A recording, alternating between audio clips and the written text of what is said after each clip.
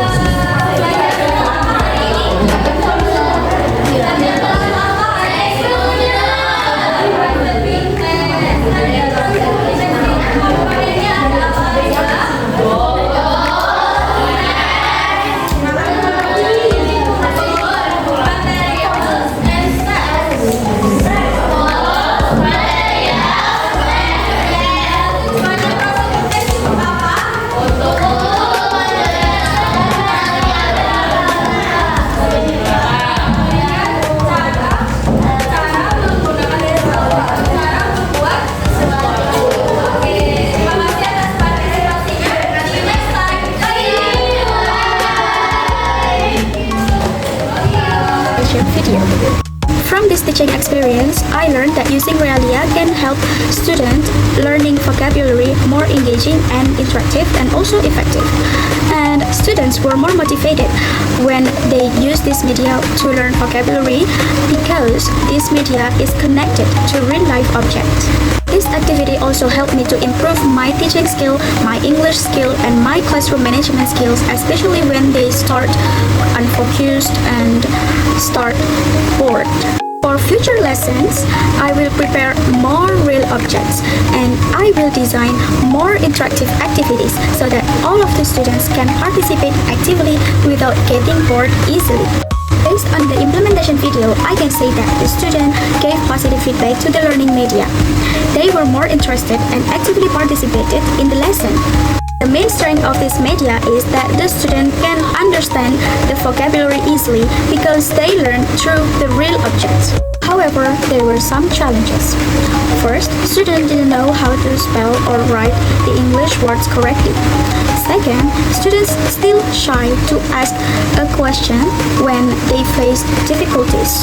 To solve the problem, I tell them the correct spelling of the English words, and I also approach them first and ask them if they have questions or maybe they face the difficulties so that they can learn more comfortable without worries anything.